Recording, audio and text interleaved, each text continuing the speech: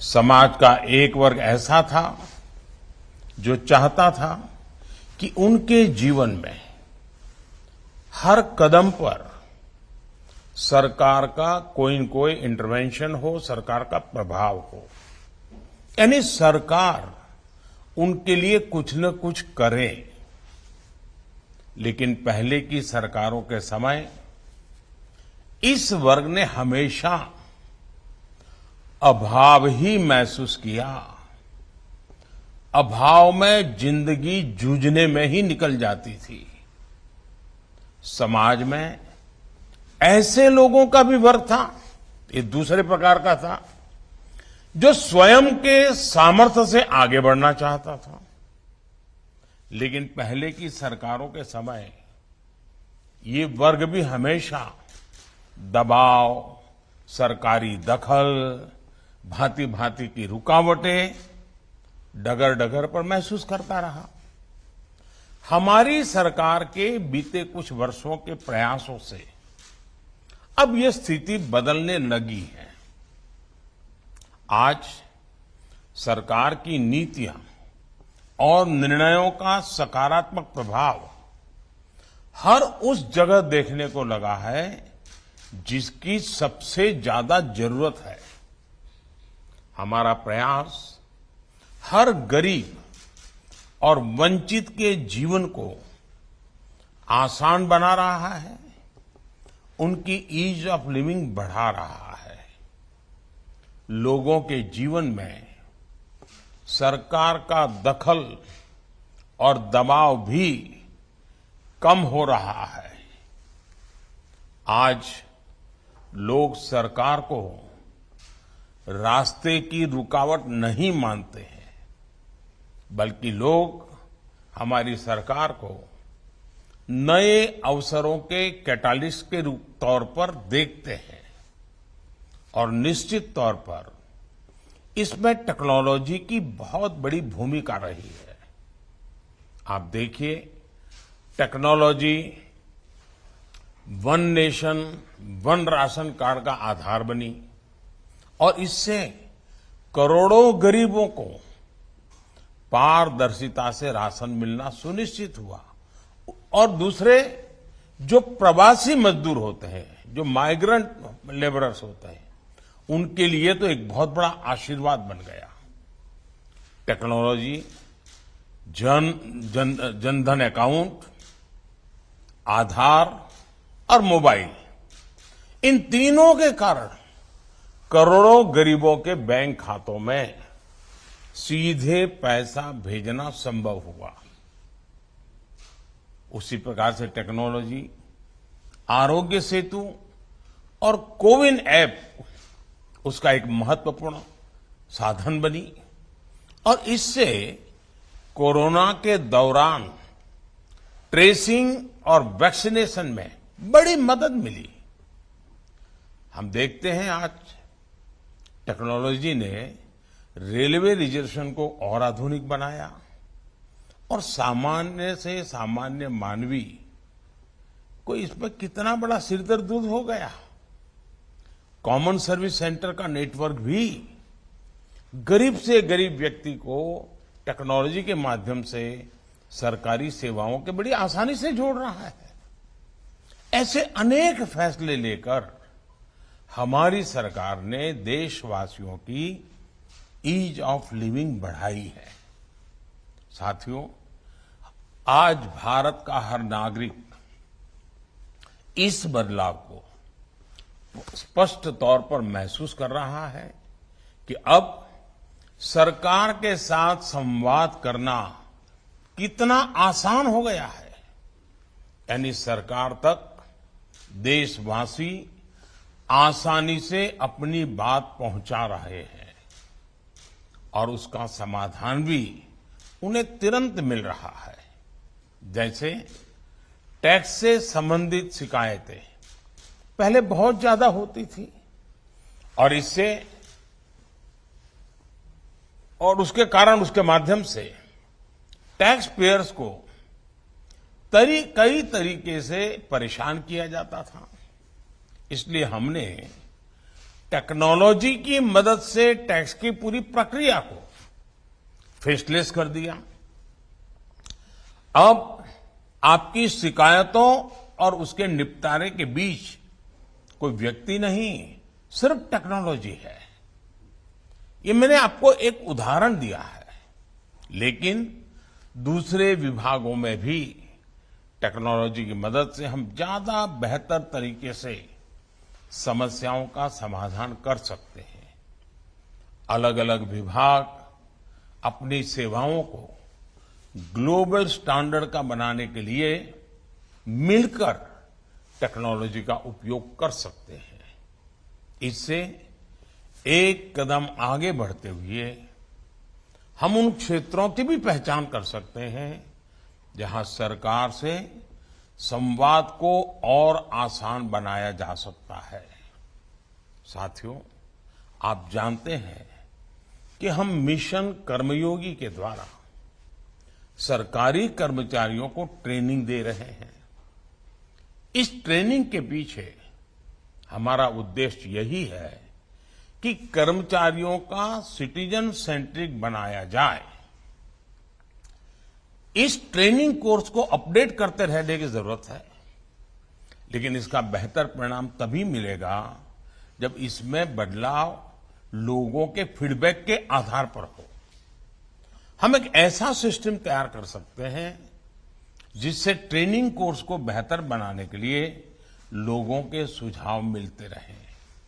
साथियों, टेक्नोलॉजी हर किसी तक सही और सटीक इंफॉर्मेशन पहुंचाकर सबको आगे बढ़ने का समान अवसर दे रही है।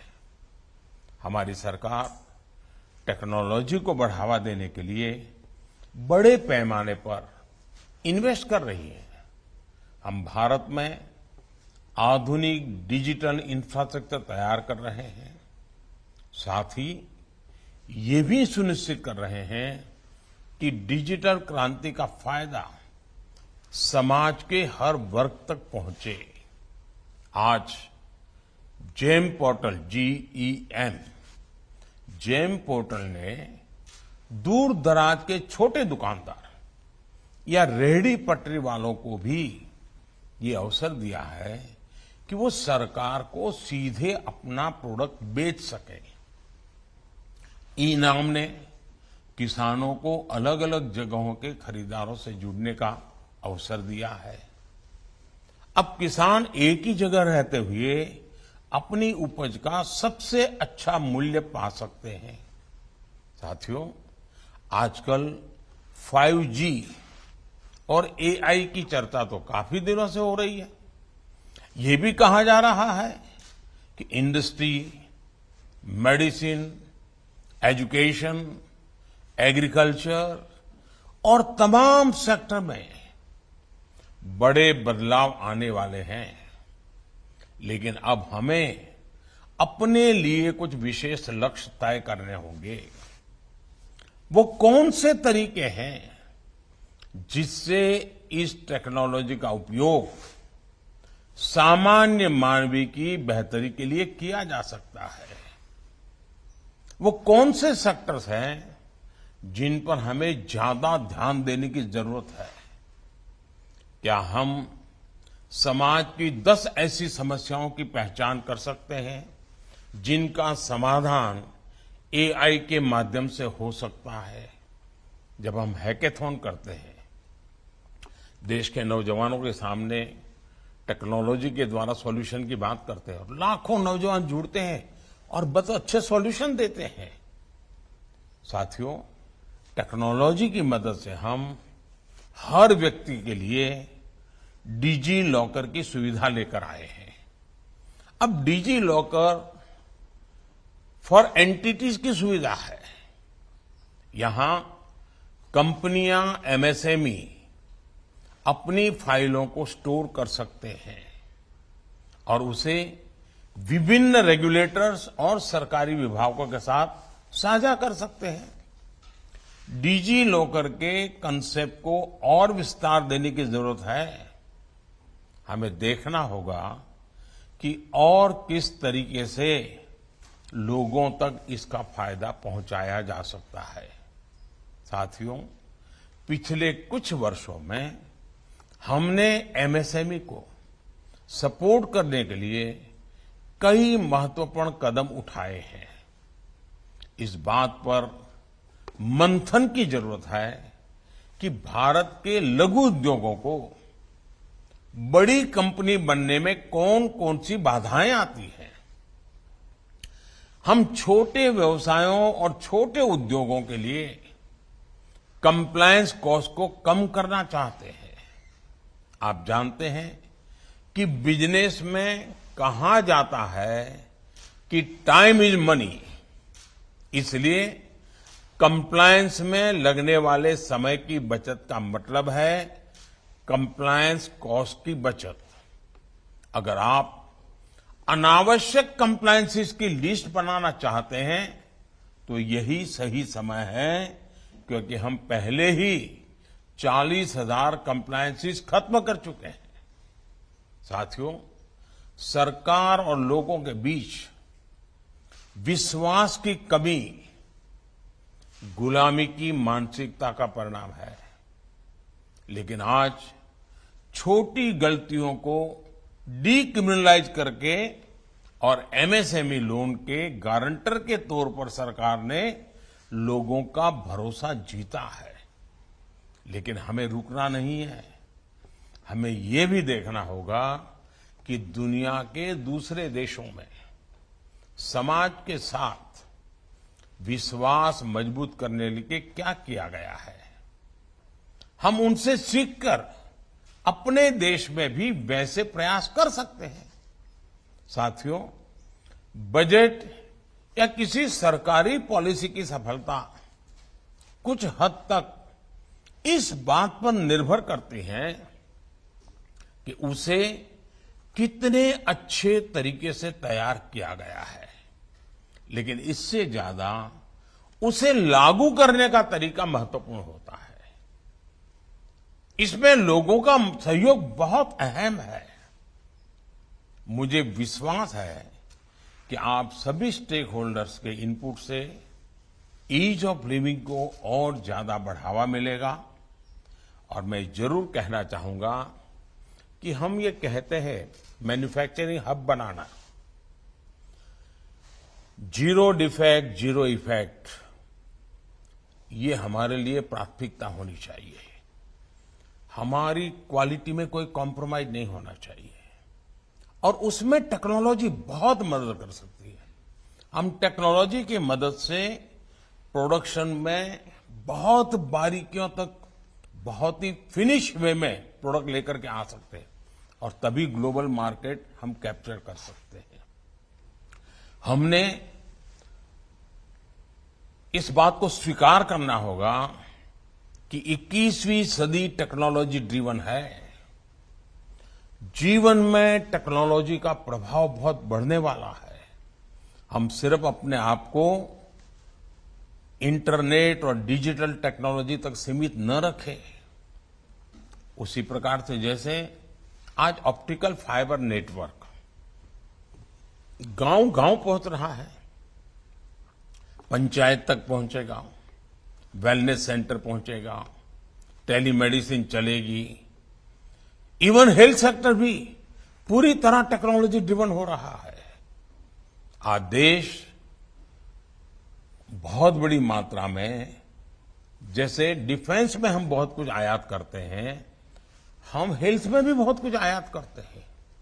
क्या मेरे देश के उद्योग जगत के लोग टेक्नोलॉजी में अपग्रेडेशन करके उस दिशा में नहीं जा सकते हैं? और इसलिए अब जैसे ऑप्टिकल फाइबर गांव-गांव पहुंच रहा है, जब तक प्राइवेट पार्टी सेवाएं लेने के लिए नहीं आती है, नए नए सॉफ्टवेयर लेकर के नहीं आते हैं, सामान्य नागरिक उस ऑप्टिकल फाइबर से क्या सेवाएं ले सकता है, क्या फायदा उठा सकता है, उसके मॉडल को हम डेवलप कर सकते हैं। और हम सब कुछ में जन भागीदारी चाहते हैं। सरकार को ही सब ज्ञान है, ये न हमारी सोच है, न हमारा दावा है। और इसलिए आप सभी स्टेक होल्डर्स से मेरा बहुत आग्रह है कि आप 21वीं सदी जो कि टेक्नोलॉजी ड्रिवन सदी है, उसको हम जितना जल्दी फैलाएं, जितना जल्दी सरल बनाएं, जितना जल्दी जन सामान्य को एम्पावर करने वाला बनाएं, उतना देश का भी, लोगों का भी कल्याण होने वाला है। और 2047 में विकसित भारत के लक्ष्य को प्राप्त करने में टेक्नोलॉजी हमें बहुत बड़ी ताकत देती है। और हम भाग्यवान हैं कि भारत के पास नेचुरल गिफ्ट है, हमारे पास टैलेंटेड यूथ है, स्किल्ड मैन पावर है, और भारत के गांव के लोगों को भी टेक्नोलॉजी का एडॉप्शन की कैपेबिलिटी बहुत बड़ी है। हम कैसे इसका फायदा उठाएं, मैं चाहता हूं कि आप लोग विस्तार से इसकी चर्चा करें, बारीकियों से चर्चा करें, और जो बजट आया है उसका उत्तम से उत्तम आउटकम कैसे हो, उसका उत्तम से उत्तम लाभ लोगों तक कैसे पहुंचे, इस पर आपकी चर्चा जितनी गहन होगी, ये बजट सार्थक होगा। मैं आपको बहुत शुभकामनाएं देता हूं। बहुत बहुत धन्यवाद।